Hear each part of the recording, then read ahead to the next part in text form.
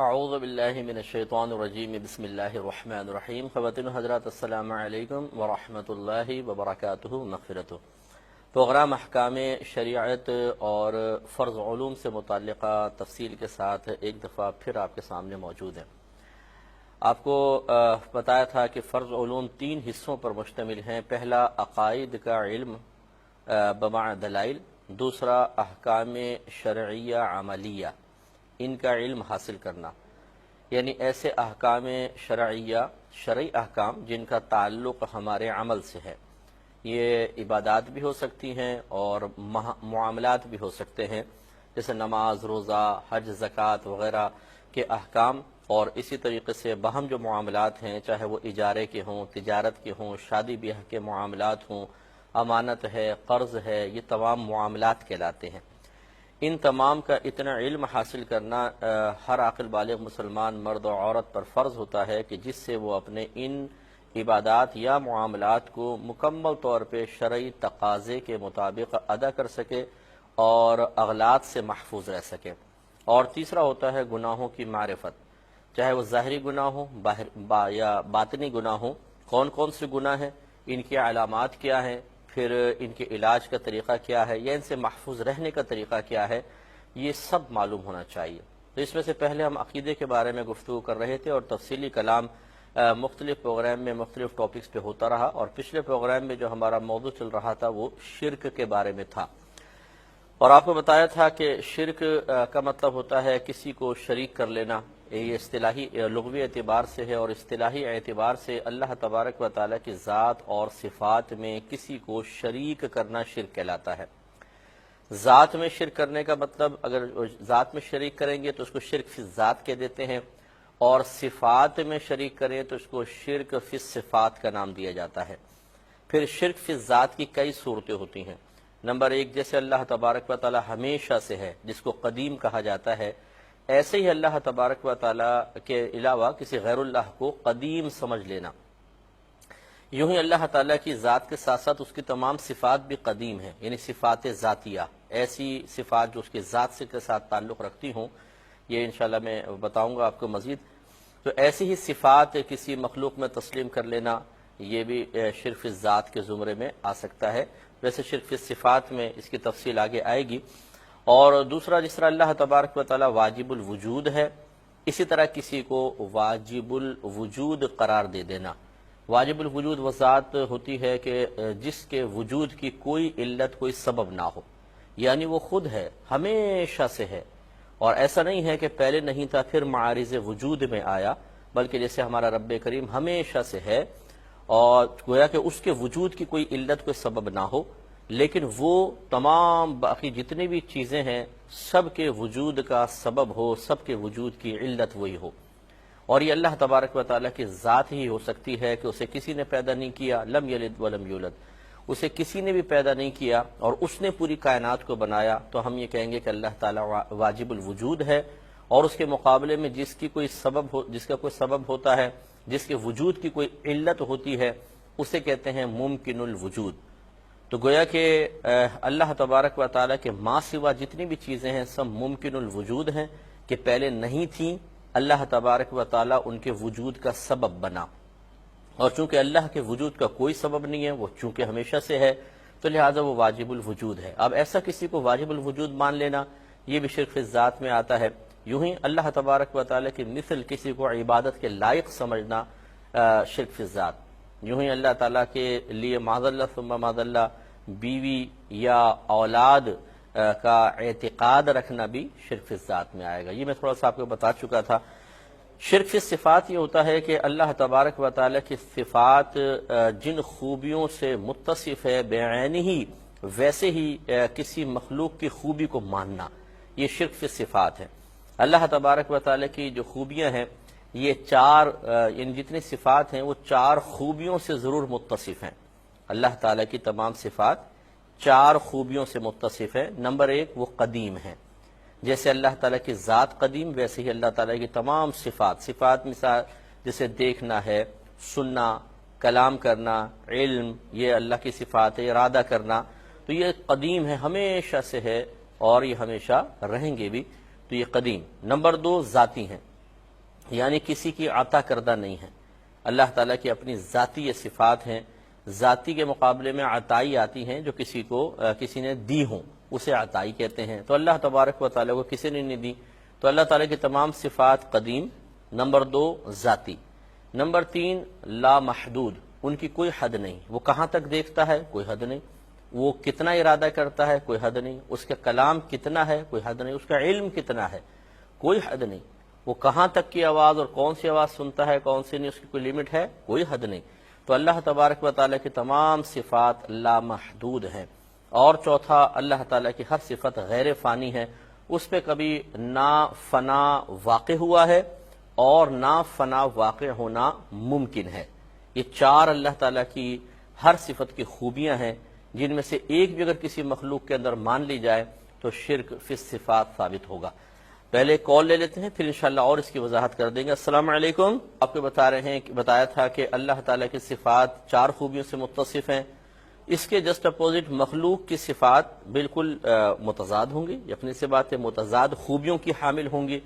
جیسے مثال کے طور پہ اللہ تعالیٰ کی ہر صفت قدیم، تو قدیم کے مقابلے میں آتا ہے غیر قدیم، یا اس کو ایک اور لفظ سے تعبیر کرتے ہیں حادث۔ یہ پہلے بھی میں نے آپ کو بتایا تھا، حا، الف، دال اور سے، جس کو اردو میں سے کہتے ہیں، عربک میں سا کہہ دیتے ہیں۔ حادث، حادث مانے نو پید شے، نئی پیدا ہونے والی شے۔ حادث کا ہی دوسرا نام مخلوق بھی ہوتا ہے، اس کا تیسرا نام مقدور بھی ہوتا ہے، اس کا چوتھا نام ممکن ہوتا ہے۔ یہ چاروں ایک ہی چیز کے نام ہیں۔ پہلے کال لیتے ہیں، پھر وضاحت عرض کریں گے۔ السلام علیکم۔ 4 خوبیاں اللہ تبارک و تعالیٰ کی ہر صفت میں پائی جائیں گی، وہ قدیم ہوں گی، ذاتی ہوں گی، لامحدود ہوں گی اور غیر فانی ہوں گی۔ اس کے مقابلے میں مخلوق کی صفات بالکل دیگر متضاد خوبیوں سے متصف ہوں گی۔ اللہ تعالیٰ کی قدیم تو ان کی حادث، اللہ تبارک و تعالیٰ کی ذاتی، مخلوق کی تمام صفات عطائی، اللہ تعالیٰ کی لامحدود، مخلوق کی محدود، اور اللہ تعالیٰ کی غیر فانی اور مخلوق کی صفات پر فنا کا واقع ہونا ممکن ہے، یا تو وہ فنا ہو جاتی ہیں یا فنا ہونا کم از کم ممکن ہوتا ہے، جبکہ اللہ تعالیٰ کی صفات پر نہ کبھی فنا واقع ہو سکتا ہے، یعنی ممکن ہی نہیں، اور نہ کبھی واقع ہوا ہے۔ تو اب یہ فرق تو ہے۔ اب اگر کوئی کہے کہ نہیں، میں کسی بھی مخلوق کی صفت کو معاذ اللہ قدیم مانوں گا کہ ہمیشہ سے اس کے پاس ہے، ذاتی مانوں گا کسی نے اس کو عطا نہیں کی ہے، لامحدود مانوں گا اور غیر فانی مانوں گا، تو وہ پھر شرک صفات میں مبتلا ہو سکتا ہے، بلکہ ہو جائے گا۔ لیکن اس میں تھوڑی سی میں اور وضاحت عرض کر دیتا ہوں۔ اب یہ یوں لے لیں، مثال کے طور پہ نبی کریم صلی اللہ علیہ وسلم کا علم مبارکہ ہے۔ اب اس میں دیکھیں، اللہ تعالیٰ کا علم ایک صفت ہے، نبی کا علم بھی نبی کی صفت ہوگی۔ تو اللہ تعالیٰ کا علم قدیم ہے، نبی کا علم غیر قدیم ہے۔ اللہ تبارک و تعالیٰ کا ذاتی ہے اور نبی کریم صلی اللہ علیہ وسلم کا عطائی ہے، یعنی اللہ نے عطا کیا ہے۔ اگر کوئی ایک علم کا ذرہ بھی نبی کریم صلی اللہ علیہ وسلم کے لیے ذاتی تسلیم کر لے تو وہ دائرہ اسلام سے خارج ہو جائے گا، یاد رکھیں۔ تو اللہ تبارک و تعالیٰ کا علم مبارکہ قدیم، نبی کا غیر قدیم یا حادث، اللہ تبارک و تعالیٰ کا ذاتی، نبی کریم صلی اللہ علیہ وسلم کا عطائی۔ اللہ تبارک و تعالیٰ کا علم لا محدود، اس کی کوئی حد نہیں، لیکن نبی کریم صلی اللہ علیہ وسلم کے علم مبارکہ کی ایک حد ہے۔ اب یہاں بس ایک بات سمجھنے والی ہے، ہم بعض اوقات یہ کہتے ہیں کہ نبی کریم صلی اللہ علیہ وسلم کا علم لا محدود ہے، اس کی بھائی کوئی حد ہی نہیں ہے، یہ ہم محاورتاً کہتے ہیں، یا یوں سمجھ لیجئے کہ اللہ تبارک و تعالیٰ کے علم کے مقابلے میں نہیں، جب نبی کریم صلی اللہ علیہ وسلم کے علم کو عام مخلوق کے مقابلے میں لے کر آئیں گے تو پھر ہم یہ جملہ محاورتاً کہہ سکتے ہیں کہ ہمارا علم تو بڑا محدود ہے لیکن اللہ کے نبی کا علم تو لا محدود ہے، یہ ہمارے علم کے مقابلے میں۔ لیکن جب نبی کریم صلی اللہ علیہ وسلم کے علم کو اللہ تبارک و تعالیٰ کے علم کے مقابلے میں لایا جائے گا تو پھر لازم یہ ماننا پڑے گا کہ اللہ تعالیٰ کا علم لامحدود اور نبی کریم صلی اللہ علیہ وسلم کا علم محدود ہے، کیونکہ اس کی کوئی نہ کوئی حد ضرور ہے۔ لیکن جیسے علماء نے ارشاد فرمایا کہ رحمت کونین صلی اللہ علیہ وسلم کے علم مبارکہ کی مثال بالکل ایسے ہے جیسے ایک سمندر ہو اور ایک چڑیا اس کے پاس آ کر اپنی چونچ پانی میں ڈال کر منہ اٹھائے تو اس کی چونچ سے ایک قطرہ گرے، اب سوچیں کتنا باریک سا قطرہ ہوگا چڑیا کی چونچ سے، اور پھر فرماتے ہیں کہ یہ جو چڑیا کی چونچ سے قطرہ گرا ہے اس کی مثال ایسی ہے جسے تمام مخلوق کا علم، اور نبی کریم صلی اللہ علیہ وسلم کے علم کی مثال ایسی ہے جیسے یہ سمندر. تو آپ اندازہ کریں، لیکن سمندر بھی محدود ہوتا ہے. تو بس یوں سمجھ لیں کہ ہم بعض اوقات محاورتاً ایک جملہ کہہ رہے ہوتے ہیں، بعض اوقات حقیقت کے مطابق ایک بات کہہ رہے ہوتے ہیں. جب محاورتاً کہیں گے تو نبی کریم صلی اللہ علیہ وسلم کے علم مبارکہ کو لامحدود کہہ سکتے ہیں، لیکن اصل عقیدہ یہی ہو کہ وہ ہے محدود لیکن ہمارے مقابلے میں لامحدود. اور حقیقی طور پر جب بیان کریں گے تو گویا کہ اللہ تعالیٰ کے علم مبارکہ کے مقابلے میں لا کر بیان کریں تو اس وقت ہم یہی کہیں گے کہ اللہ تعالیٰ کا علم لامحدود ہے اور نبی کریم صلی اللہ علیہ وسلم کے علم کی کوئی نہ کوئی حد ضرور ہے. چوتھا جو ہے فنا ہونے والا معاملہ. اللہ تبارک و تعالیٰ کا علم نہ کبھی فنا ہوگا نہ اس پر فنا واقع ہونا ممکن ہے، لیکن نبی کریم صلی اللہ علیہ وسلم کے علم مبارکہ پر فنا واقع ہونا ممکن ہے، اگرچہ واقع ہوگی نہیں. وجہ اس کی یہ ہے کہ اللہ تبارک و تعالیٰ نے اپنے حبیب کریم صلی اللہ علیہ وسلم کے لیے خود قرآن عظیم میں ارشاد فرمایا وَلَلْآخِرَةُ خَيْرٌ لَكَ مِنَ الْأُولَى. تو مفسرین فرماتے ہیں کہ نبی کریم صلی اللہ علیہ وسلم کو جو کچھ اللہ نے عطا فرمایا وہ تنزلی کا شکار نہیں ہوگا، کیونکہ اس کا مطلب یہ ہے کہ آپ کے لیے ہر آنے والی گھڑی پہلی گھڑی سے افضل ہے. تو گویا کہ آپ کے فضائل، آپ کے کمالات، آپ کے صفات میں روز بروز اضافہ ہی ہوگا، اس میں کمی واقع نہیں ہوگی، کیونکہ اللہ تعالیٰ نے قرآن عظیم میں بیان فرما دیا. تو گویا کہ جو علم آپ کو اللہ نے عطا فرمایا وہ آپ سے لیا نہیں جائے گا، اب وہ مائل بترقی ہی رہے گا. تو آپ یوں کہہ سکتے ہیں کہ اس پہ فنا واقع نہیں ہوگا، کیونکہ اللہ کا وعدہ ہے کہ آپ کے علم میں تو ترقی ہوتی چلی جائے گی، لیکن ہاں یہ عقیدہ رکھنا بہت ضروری ہے کہ اس پر فنا واقع ہو سکتی ہے اگرچہ نہ ہو. جیسے یہ میں گلاس اٹھا کر کیمرے پہ مار سکتا ہوں، میرے اندر طاقت ہے، یہ ممکن تو ہے نا، لیکن کیا ایسا واقع بھی ہوگا؟ نہیں ہوگا. تو اس لیے بعض چیزیں ممکن ہوتی ہیں لیکن وقوع پذیر ویسی نہیں ہوتی ہیں. یہ ہو سکتا ہے کہ آپ گھر کی 3 منزلہ عمارت سے چھلانگ لگا دیں، ممکن تو ہے، لیکن کیا لگائیں گے؟ واقع نہیں ہوگا. ایسے ہی یہ چیز ہے. اس پہ مزید کلام کریں گے ایک مختصر سے بریک کے بعد. بسم اللہ الرحمن الرحیم. بس تھوڑے سے 2 اس پہ کلمات ذکر کر کے پھر انشاءاللہ مسائل کی طرف آئیں گے. آپ کو بتایا کہ نبی کریم صلی اللہ علیہ وسلم کے علم پر فنا واقع ہونا ممکن ہے لیکن واقع ہوگی نہیں.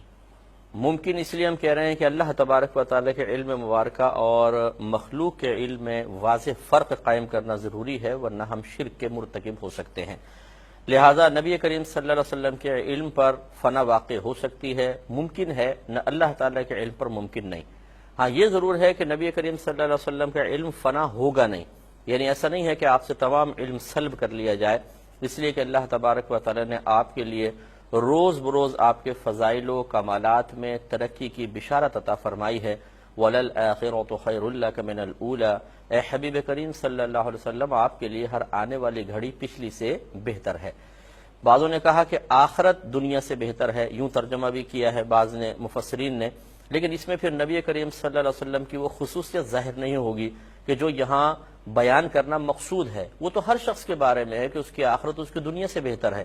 صحیح یہی ہے جو مفسرین کرام نے بیان فرمایا، اکثر نے جو یہی رکھا ہے کہ آپ کے فضائل و کمالات بڑھتے چلے جائیں گے، ان میں تنزلی نہیں ہے. تو اب ایک چیز بس یہ یاد رکھیں کہ واقع ہو سکتی ہے، ممکن ہوتی ہے، لیکن حقیقتاً واقع نہ ہو. جیسے میاں بیوی میں طلاق ہو سکتی ہے، یہ تو ممکن ہے، شوہر طلاق دے سکتا ہے، لیکن ہو سکتا ہے پوری زندگی نہ دے، تو ہم یوں کہیں گے کہ ان کی طلاق ہونا ممکن تو ہے لیکن واقع نہیں ہوئی. ایسے ہی نبی کریم صلی اللہ علیہ وسلم کا معاملہ ہے. ایک کالر ہمارے ساتھ ہیں. السلام علیکم. تو اب خلاصہ کلام یہ ہوا کہ اللہ تعالیٰ کی صفات 4 خوبیوں سے متصف ہیں. یہ آخری کلام ہے، پھر انشاءاللہ جوابات کی طرف آئیں گے. نمبر 1 قدیم، نمبر 2 ذاتی، نمبر 3 لا محدود، نمبر 4 غیر فانی. ایسا کسی مخلوق میں مان لیا بالکل بعین ہی تو یہ شرک فی صفات متحقق ہوگا. لیکن اگر فرق کے ساتھ مانا تو پھر کوئی شرک نہیں ہوتا ہے. یہ بحث سمجھنے والی ہے، اس سے ہزارہ وساوس دور ہوں گے. انشاءاللہ جب میں نیکسٹ پروگرام میں اور مزید باتیں عرض کروں گا تو ہزارہ وساوس نکلیں گے. اب دیکھیں، سننا ایک صفت ہے اللہ تعالیٰ بھی سنتا ہے اور آپ اور میں بھی سنتے ہیں۔ دیکھنا ایک صفت ہے، اللہ تعالیٰ بھی دیکھتا ہے، ہم بھی دیکھتے ہیں۔ علم ایک صفت ہے، اللہ تعالیٰ کے پاس بھی علم ہے، ہمارے پاس بھی ہے۔ کیا یہ شرک ہے؟ اگر میں یہ کہوں کہ میرے پاس علم ہے، میں دیکھتا ہوں، میں سنتا ہوں، تو یقینی سی بات ہے کہ فوری طور پہ تو ایسا نہیں ہے، بلکہ آپ پہلے کویسچن کریں گے کہ کیا آپ اپنی یہ جو صفات ذکر کر رہے ہیں بعینہ ہی ویسے ہی مانتے ہیں جیسے اللہ تعالیٰ کی صفات ہیں؟ اگر معاذ اللہ میں کہوں ہاں تو پھر تو شرک فی صفات متحقق ہوگا، اگر نہیں تو پھر وضاحت کے بغیر کسی پہ آپ شرک کا فتویٰ کیسے لگا سکیں گے؟ لہٰذا اللہ تعالیٰ کا دیکھنا ذاتی ہمارا عطائی، اللہ تعالیٰ کا لا محدود ہمارا محدود، اللہ تعالیٰ کے غیر فانی ہمارا فانی، اللہ تبارک و تعالیٰ کا قدیم اور ہمارا غیر قدیم ہے۔ اس فرق کی بنا پر اس دعوے کے باوجود کہ وہ ایک صفت جو اللہ تعالیٰ کی لیے ثابت ہم کرتے ہیں یا اس کا ذکر یا اس کو اللہ کی طرف منسوب کرتے ہیں، ہم اپنی طرف بھی منسوب کر رہے ہیں، لیکن شرک ثابت نہیں ہو رہا۔ کیوں؟ غیر بیان کیے ہوئے، بغیر بیان کیے ہوئے ہمارا عقیدہ یہی ہے کہ ہمارے پاس جو صفات ہیں وہ اللہ تعالیٰ کی صفات سے ہٹ کر ہیں، ان میں وہ خوبیاں نہیں ہیں جو خاص اللہ تبارک و تعالیٰ کی صفات کی ہوتی ہیں۔ بس یہ اچھی طرح جب سمجھ لیں گے آپ تو انشاءاللہ پھر میں بہت ساری چیزیں آپ کو ایسے ذکر کر کے بتاؤں گا کہ جن میں انہی غلط فہمیوں کی بنا پر شرک کا حکم لگانے کی کوشش کی جاتی ہے، حالانکہ وہاں شرک متحقق نہیں ہو رہا ہوتا۔ بسم اللہ الرحمن الرحیم۔ تو یہ ایک تفصیل آپ کی خدمت میں ذکر کی۔ اب مثال کے طور پر اگر کوئی شخص یہ کہے کہ میں یہ فرق تسلیم نہیں کرتا ہوں، یہ جو چار فرق آپ نے بیان کیے، بلکہ جو بھی اللہ تعالیٰ کی ایک صفت ہے جو اس کی صفات ذاتیہ میں شمار ہوتی ہے، اگر کسی مخلوق کے لیے کسی بھی صورت میں آپ تسلیم کر لیں گے تو شرک ہونا چاہیے۔ تو صرف سمجھانے کے لیے آپ کو عرض کر رہا ہوں کہ اگر یہ چار فرق ملحوظ نہ رکھے جائیں تو شاید کوئی بھی پھر حکم شرک سے محفوظ نہیں رہ سکتا ہے۔ مثال کے طور پہ علم اللہ تعالیٰ کی صفت ہے اور ہمارے پاس بھی علم ہوتا ہے، اللہ نے اسے ہمارا بھی ایک وصف بنایا ہے۔ تو بتائیے اگر کوئی یہ کہے کہ اللہ تبارک و تعالیٰ بھی جانتا ہے کہ اس گلاس میں کیا ہے اور میں بھی جانتا ہوں اس گلاس میں کیا ہے، تو کیا یہ شرک متحقق ہو جائے گا؟ اسی طرح اللہ تعالیٰ دیکھتا ہے، سنتا ہے، اگر کوئی کہے کہ یہ شخص بھی دیکھتا ہے اور سنتا ہے تو کیا یہ شرک متحقق ہو جائے گا؟ لازم سی بات ہے آپ کہیں گے کہ نہیں۔ تو ہم پوچھیں گے کہ کیوں نہیں؟ جواب یہی ہوگا کہ یہاں چار فرق ہیں۔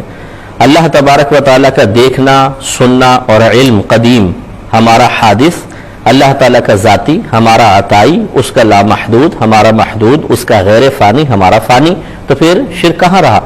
تو یہ اصل چیز یہ ہے کہ اگر آپ ان فرقوں کو ملحوظ نہیں رکھیں گے تو پھر کوئی بھی شخص شرک سے محفوظ نہیں رہ سکتا ہے۔ اس لیے صحیح یہی ہے کہ ان چار فرقوں کا اعتبار کیا جائے گا۔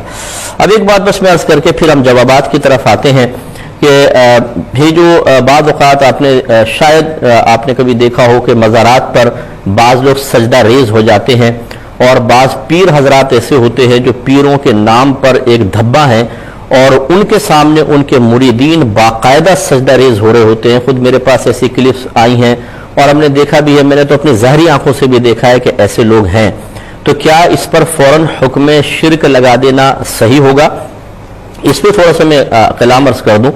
پہلی بات تو یہ کہ جو صحیح ائمہ حضرات ہیں اور درست پیر حضرات ہیں جو صاحب علم بھی ہیں اور صحیح صاحب طریقت ہیں، وہ کبھی بھی ان خرافات کی اجازت نہیں دیں گے، اور وہ ایسا کرتے ہی ہیں کہ اصلاح کی کوشش کرتے ہیں اور اپنے مریدین کو ادب سکھاتے ہیں۔ میں مزید ان کی خدمت میں دائرہ ادب میں رہ کے مزید گزارش کرتا ہوں کہ ان جیسے لوگ کہ جو اہل طریقت کی بدنامی کا باعث بن رہے ہیں اور انہوں نے جعلی آستانے کھول کے ڈبے قسم کے پیر ہیں، اور انہوں نے جو صحیح پیر ہے، جو صحیح پیر مریدی ہے، اس کو بدنام کر کے اس کو کمائی کا ذریعہ بنا لیا ہے، سب کو مل کر ان کے خلاف جہاد کرنا چاہیے، اور اس قسم کی جو خراب خرافات ہیں اس کو خاص طور پر نشاندہی کرنی چاہیے تاکہ لوگ ان چیزوں کو جانیں اور اس قسم کے لوگوں کو کے بارے میں فیصلہ کر لیں کہ یہ حقیقتاً اہل طریقت ہے ہی نہیں، بلکہ یہ اہل دولت ہیں۔ انہیں دولت کو حاصل کرنے کے چکر میں اور جھوٹی عزتوں کے لیے انہوں نے اس طرح لوگوں کو گمراہ کر رکھا ہے۔ یہ بہت ضروری ہے۔ تو اب میں سجدے کے بارے میں عرض کرتا ہوں، لیکن ایک کالر ہمارے ساتھ ہیں۔ السلام علیکم۔ تو اب گزارش یہ ہے کہ دیکھیں سجدہ دو طرح کا ہوتا ہے، ایک سجدہ تعظیمی ہوتا ہے، ایک سجدہ عبادت ہوتا ہے۔ اگر سامنے والے کو معبود سمجھ کے سجدہ کیا جائے، عبادت کے لائق سمجھ کر کیا جائے، تو یہ سجدہ عبادت کہلائے گا۔ اور اگر سامنے والے کو عبادت کے لائق تو نہیں لیکن لائق تعظیم سمجھ کے سجدہ کیا جائے تو اس کو سجدہ تعظیمی کہتے ہیں۔ سجدہ تعظیمی بعض شریعتوں میں جائز تھا لیکن ہماری شریعت میں حرام اور گناہ کبیرہ ہے، لیکن کفر و شرک نہیں ہے۔ جیسے آدم علیہ السلام کو فرشتوں نے سجدہ کیا، یوسف علیہ السلام کو ان کے بھائیوں نے سجدہ کیا، اور اس زمانے میں رائج بھی تھا۔ بلکہ جب نبی کریم صلی اللہ علیہ وسلم نے حضرت معاذ بن جبل رضی اللہ تعالیٰ عنہ کو یمن کا حاکم بنا کر بھیجا اور وہ سرکار سے ملنے کے لیے واپس آئے تو سجدہ ریز ہو گئے، تو سرکار صلی اللہ علیہ وسلم نے فرمایا کہ معاذ یہ کیا؟ تو عرض کیا رسول اللہ صلی اللہ علیہ وسلم میں نے عجمیوں کو دیکھا ہے کہ وہ اپنے بڑوں کی تعظیم کے لیے اس طرح سجدہ کرتے ہیں۔ رحمت کونین صلی اللہ علیہ وسلم نے ارشاد فرمایا کہ اب مجھے سجدہ نہ کرنا، اس لیے کہ اگر میں مخلوق کو سجدہ کرنے کا حکم دیتا تو بیویوں کو حکم دیتا کہ وہ اپنے شوہروں کو سجدہ کریں، لیکن سجدہ تو صرف اللہ تبارک و تعالیٰ کے لیے روا ہے۔ لہذا معلوم یہ ہوا کہ ہماری شریعت میں سجدہ تعظیمی بھی منع کر دیا گیا، لیکن اب بھی یہ ہے کہ اگر کوئی سجدہ تعظیمی کرے گا تو یہ کفر یا شرک نہیں ہے، حرام اور گناہ کبیرہ ضرور ہے۔ اور اگر کوئی سجدہ عبادت کرے گا یعنی سامنے والے کو معبود سمجھ کے کرے گا، عبادت کے لائق سمجھ کے کرے گا، تو یقیناً یہ کفر و شرک ہوگا۔ اب اگر کوئی شخص مزار پہ سجدہ کر رہا ہے یا کسی پیر کو سجدہ کر رہا ہے تو جب تک اس کی قلبی نیت پر ہم آگاہ نہیں ہو جاتے، حکم کفر یا حکم شرک لگانا یہ بہت بڑی جرات ہے۔ اور غالب گمان یہ ہے کہ اس طرح جو کر رہا ہوگا وہ سامنے والوں کو یقیناً معبود سمجھ کے نہیں کر رہا ہوگا، کہ اتنا تو وصف ایمان لوگوں کے قلوب میں اب بھی موجود ہے۔ اگر کوئی ایسی جہالت کی وجہ سے کر بھی رہا ہے تو اگر آپ کسی جاہل سے پوچھیں گے صاحب مزار کو، اگر آپ بالفرض کو سجدہ کر رہا ہے کہ کیوں کر رہے ہو، کہ یہ عبادت کے لائق ہیں، تو وہ کہے گا کہ نہیں یہ قابل تعظیم ہے اس لیے میں ایسا کر رہا ہوں۔ لیکن پھر بھی بہرحال اگر ہم اس کی نیت کا ہمیں نہیں معلوم تو جب تک نیت کا علم نہ ہو جائے، صرف اس کے ظاہر کو دیکھ کر یہ کہ کسی کے سامنے جھکا ہوا ہے، حکم کفر و شرک نہیں لگایا جا سکتا۔ بلکہ جیسے میں نے کہا یہ بہت بڑی جرات ہوگی۔ میرے آقا صلی اللہ علیہ وسلم نے ارشاد فرمایا اگر کسی نے مسلمان کو کافر کہا اور وہ اس کفر کا اہل نہ ہو، یعنی وہ حقیقتاً کافر نہیں ہے، تو کفر کہنے والے کی طرف لوٹ آئے گا۔ اور ایک روایت میں ہے کہ اگر کسی نے کسی کو کافر کہا، یعنی مسلمان کو کافر کہا، تو اگر کوئی مسلمان کو کافر کہتا ہے تو دونوں میں سے ایک کافر ضرور ہوگا، یعنی وہ سامنے والا واقعی ہوگا اس لیے آپ کہہ رہے ہیں، اور اگر نہیں ہے تو یہ کفر کہنے والے کی طرف لوٹ آئے گا۔ اس سے ذرا ہمارے وہ بھائی درس حاصل کریں کہ جو چھوٹی چھوٹی باتوں کے اوپر فوراً حکم کفر لگا دیتے ہیں، جن بیچاروں کو کفر کی تعریف بھی نہیں پتہ ہوتی، اور وہ مطلب یہ کہ فوری طور پر کسی کے اوپر حکم کفر لگانے کی جرات کر بیٹھتے ہیں، یہ قطعاً غیر مناسب ہے۔ جب تک نیت نہ معلوم ہو جائے ہم حکم کفر نہیں لگا سکتے ہیں۔ بلکہ اگر کوئی مسلمان ہے تو پھر ہمیں یہ فقہا نے لکھا ہے کہ اگر 99 پہلو کسی کے بارے میں، کسی عمل یا قول کے بارے میں ایسے ہوں جن سے کفر ثابت ہوتا ہو، اور ایک پہلو اس بات کا یا فعل کا ایسا ہو جس سے اسلام ظاہر ہوتا ہو، تو ہمیں حکم یہ ہے کہ اس کو مسلمان مانے، کافر نہ مانے۔ اتنی زیادہ احتیاط ہے کفر کے مسئلے میں۔ تو آخری بس میں بات سمجھا کر یہ اپنا پھر جوابات کی طرف آتے ہیں کہ اگر آپ کہتے ہیں کہ نہیں بس کوئی بھی سجدہ کرے گا فوراً حکم کفر لگانا جائز ہے، نیت کو ہم نہیں پوچھیں گے، تو پھر میں آپ سے گزارش کرتا ہوں کہ ذرا یہ بتائیے، جمعے کی نماز ہو رہی ہو، نماز ختم ہوئی، ایک شخص کھڑا ہو کے کہتا ہے آپ سب کے سب کافر و مشرک ہو گئے، دوبارہ کلمہ پڑھیں۔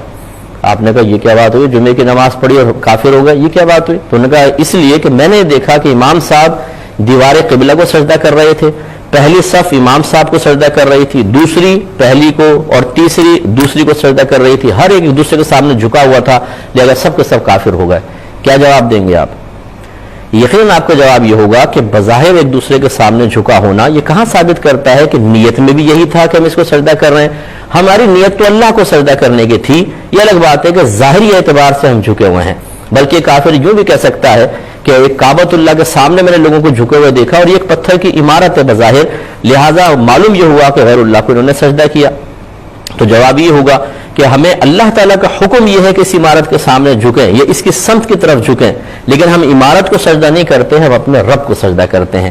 معلوم یہ ہوا کہ اس شخص کا رد کرنے کے لیے ہم قلبی نیت کو بنیاد بنائیں گے اور اس کو دلیل فراہم کریں گے کہ ہم کافر نہیں ہوئے اس لیے کہ ہمارے دل میں یہ تھا کہ ہم اللہ تبارک و تعالیٰ کو سجدہ کر رہے ہیں. تو معلوم ہوا کہ جب اپنے آپ کو بچانے کے لیے قلبی نیت کا اعتبار کیا جائے گا تو اگر کوئی شخص کسی پیر کے سامنے جھک گیا, کسی مزار پہ جھک گیا, تو یہ کیسے ہو سکتا ہے کہ اس کی قلبی نیت جانے بغیر ہم جرأت مندی کا مظاہرہ کرتے ہوئے حکم کفر فوراً اس پہ لگا دیں؟ یقینی سی بات ہے پہلے اس کی قلبی نیت کا اعتبار کیا جائے گا, اس سے پوچھا جائے گا. تو میں کوئی حوصلہ افزائی نہیں کر رہا ہوں, میں تو خود اس کو مطلب یہ کہ اس کی حوصلہ شکنی کر رہا ہوں کہ یہ جاہلوں کے اس قسم کے اقدامات بالکل غلط ہے. اور اگر گورنمنٹ کو چاہیے کہ وہ اس طرح علماء سے مشاورت کر کے باقاعدہ کچھ قرائن, کچھ ضوابط مزارات کے لیے بھی متعین کرنے چاہیے کہ تاکہ لوگ باادب طریقے سے حاضری دیں, اور اس قسم کے جاہل لوگوں کے اپنے ذاتی طرز عمل کی وجہ سے ایک مسلمانوں کی بڑی تعداد بدنام نہ ہو اور ان پہ انگلیاں نہ اٹھیں, یہ بہت ضروری ہے. تو بہرحال خلاصہ کلام یہ ہوا کہ اگر کوئی کسی کے سامنے جھکتا بھی ہے تو فوری طور پر اس پہ حکم کفر نہیں ہو سکتا جب تک کہ اس کی نیت نہ معلوم کر لی جائے. اعوذ باللہ من الشیطان الرجیم, بسم اللہ الرحمن الرحیم. خواتین و حضرات السلام علیکم ورحمۃ اللہ وبرکاتہ مغفرتہ. پروگرام احکام شریعت اور فرض علوم سے متعلقہ تفصیل کے ساتھ ایک دفعہ پھر آپ کی خدمت میں حاضر و موجود ہیں. پچھلے پروگرام میں آپ کو میں نے شرک کے بارے میں تفصیل سے ایک دفعہ پھر اس کا اعادہ کر دیا تھا کہ اللہ تبارک و تعالیٰ کی ذات اور صفات میں کسی غیر اللہ کو شریک کر دینا شرک کہلاتا ہے. ذات میں شریک کریں گے تو شرک فی الذات ہے, صفات میں شریک کریں گے تو شرک فی الصفات سے اس کو تعبیر کیا جاتا ہے. اللہ تبارک و تعالیٰ نے جو کچھ دنیا کے اندر پیدا کیا اگر اس کا ثبوت قرآن عظیم سے, نصوص صریحہ سے ہو, جیسے مثال کے طور پہ فرشتے ہیں, تو پھر ان کا وجود تسلیم کرنا بھی ہمارے لیے انتہائی ضروری ہوتا ہے, کیونکہ جو نص قطعی سے ثابت ہوتی ہے چیز اور عقیدہ نص قطعی سے ثابت ہے اس کو ماننا پڑے گا. لہذا کچھ باتیں فرشتوں کے بارے میں آج انشاءاللہ میں عرض کر دیتا ہوں کہ ہم مسلمان اس بات کا عقیدہ رکھتے ہیں کہ فرشتے اللہ تبارک و تعالیٰ کی ایک نوری مخلوق ہیں. اللہ تبارک و تعالیٰ نے انہیں نور سے پیدا کیا ہے. مسلم کی حدیث ہے, حدیث نمبر 5314, نبی کریم صلی اللہ علیہ وسلم نے ارشاد فرمایا کہ اللہ تبارک و تعالیٰ نے فرشتوں کو نور سے پیدا کیا ہے. اب اس نور کی حقیقت اور ماہیت کیا ہے, کس نور سے پیدا کیا ہے, اس کا مطلب اصل میٹیریل کیا ہے, اس کو کس چیز سے خود اللہ نے تیار کیا ہے, یہ ہم نہیں جانتے ہیں. لیکن فرشتے ایک نورانی مخلوق ہیں اور یہ جسم لطیف رکھتے ہیں. جسم لطیف اسے کہتے ہیں کہ جس کے آر پار آپ دیکھ سکیں اور آپ کا ہاتھ بھی اس میں سے گزر جائے, اس کو کہتے ہیں جسم لطیف. اگر آپ آر پار دیکھ سکیں لیکن ہاتھ درمیان سے نہ گزر سکے وہ جسم کثیف ہی کہلائے گا, اور آر پار ہی نہ دیکھ سکیں تو وہ مزید جسم کثیف ہے. جیسے مثال کے طور پر انسان ہیں, دیواریں وغیرہ ہیں, یہ جسم کثیف رکھتے ہیں کیونکہ ان کے اطراف میں ہم نہیں دیکھ سکتے, یعنی ان کے دوسری طرف اگر یہ کھڑے ہوں اور ان کے اگر ہم ہاتھ ان کے اندر سے گزارنا چاہیں تو لازم بات ہے دیوار پہ ہاتھ رک جائے گا, نہیں گزرے گا, یہ جسم کثیف ہے. اور شیشہ جو ہے اگر اس دیکھیں آپ کو شیشہ لگا ہوا اس کے آر پار تو آپ دیکھ سکتے ہیں, لیکن آپ اگر اس میں ہاتھ ڈالنا چاہیں تو ہاتھ رک جائے گا, تو یہ بھی جسم کثیف کہلائے گا. لیکن لطیف جسم اسے کہتے ہیں کہ جس کے آر پار بھی آپ دیکھ سکیں, اور اگر یوں ہاتھ آپ کریں تو اس کے اندر سے ہاتھ گزر جائے لیکن آپ کو بالکل کسی چیز کا احساس نہ ہو. تو فرشتے ہم وقت ہمارے ساتھ ہوتے ہیں, اور صحیح حدیث کے مطابق نبی کریم صلی اللہ علیہ وسلم نے ارشاد فرمایا کہ جب اللہ تبارک و تعالیٰ کسی بچے کو پیدا کرتا ہے تو اس کے ساتھ ایک فرشتہ اور ایک شیطان پیدا کرتا ہے. شیطان تا حیات اسے برائی کی دعوت دیتا ہے اور فرشتہ نیکی کی دعوت دیتا ہے. صحابہ کرام علیہم رضوان نے عرض کیا رسول اللہ صلی اللہ علیہ وسلم کیا آپ کے ساتھ بھی یہ معاملہ ہے؟ آپ نے ارشاد فرمایا کہ ہاں, لیکن میری صحبت کی برکت سے وہ شیطان ایمان لے آیا ہے. کیونکہ شیطان اس جن کو کہتے ہیں جو شرارتی قسم کا ہوتا ہے یا اسلام سے اس نے اسلام قبول نہیں کیا ہوتا, کافر جن جیسے ہیں, ان کو شیاطین سے تعبیر کیا جاتا ہے. تو گویا کہ ہر شخص کے ساتھ ایک ایسا جن پیدا کیا جاتا ہے کہ جو غیر مسلم ہوتا ہے. پھر یہ الگ بات ہے کہ کسی کی اچھی صحبت کی برکت سے وہ مسلمان ہو جائے اور وہ بہکانا چھوڑ دے. اور اسی طریقے سے ہر شخص کے ساتھ ایک فرشتہ پیدا ہوتا ہے. اب ہمارے اطراف میں بہت سارے فرشتے ہوتے ہیں جو ہماری حفاظت کرتے ہیں، جیسے حدیث میں بھی ہے کہ نبی کریم صلی اللہ علیہ وسلم نے ارشاد فرمایا، اور یہ سب بھائی بہنوں کے لیے ایک تحفہ بھی میں کہہ سکتا ہوں، آپ اس کو اختیار کریں، یہ بہت ہی اچھا تحفہ ہے کہ جو گھر سے باہر نکلے اور ایک مرتبہ آیت الکرسی پڑھ لے، پوری آیت الکرسی ایک مرتبہ پڑھ لے، تو جب تک وہ گھر واپس نہیں آئے گا اللہ تبارک و تعالیٰ کے 70,000 فرشتے آگے پیچھے دائیں بائیں اوپر نیچے سے اس کی حفاظت کرتے رہیں گے۔ تو گویا کہ ایک دفعہ آیت الکرسی پڑھنے سے آپ کو زبردست قسم کے 70,000 محافظ حاصل ہو جائیں گے جو فرشتے ہیں، اور یقینی سی بات ہے کہ اللہ تبارک و تعالیٰ نے جب ان کو حفاظت پر مأمور فرمایا ہے تو وہ ضرور آپ کی انشاءاللہ حفاظت بھی کریں گے۔ اب یہ فرشتے اتنے ہمارے ساتھ ہیں، اب لازم بات ہے کبھی ہمارا یوں ہاتھ لگتا ہے، فرشتے قریب ہوتے ہوں گے لیکن ان کے اندر سے ہاتھ گویا کہ گزرتا چلا جاتا ہے اور ہمیں بالکل وہ محسوس نہیں ہوتے۔ تو فرشتے ایک نوری مخلوق ہے جن کے اور لطیف جسم رکھتے ہیں، ان کے آر پار دیکھا جا سکتا ہے۔ ہمارے اکابرین نے یہ واضح طور پر لکھا ہے کہ فرشتوں کے وجود کا انکار کرنا انسان کو دائرہ اسلام سے خارج کر دے گا۔ وجہ اس کی یہ ہے کہ فرشتوں کا وجود نصوص قطعیہ سے ثابت ہے، یعنی ایسی آیات سے کہ جن میں شک کی کوئی گنجائش نہیں، جن میں کوئی تعویل کرنے کی ضرورت نہیں، جن کی وضاحت کے لیے کسی مجتہد کو اپنا کلام پیش کرنے کی ضرورت نہیں ہے، ایسی یہ مخلوق ہیں۔ تو اگر کوئی ان کا فرشتوں کا انکار کر دے، مثلا وہ کہتا ہے معاذ اللہ ثم معاذ اللہ میں فرشتوں کے وجود کو نہیں مانتا ہوں، تو یاد رکھیں کہ وہ دائرہ اسلام سے خارج ہو جائے گا، لہذا فرشتوں کا وجود تسلیم کرنا ہوگا، اور اسی طرح تسلیم کرنا ہوگا جیسے ہمارے اکابرین نے یا نبی کریم صلی اللہ علیہ وسلم اور صحابہ کرام نے اس کی تشریحات بیان فرمائی ہیں۔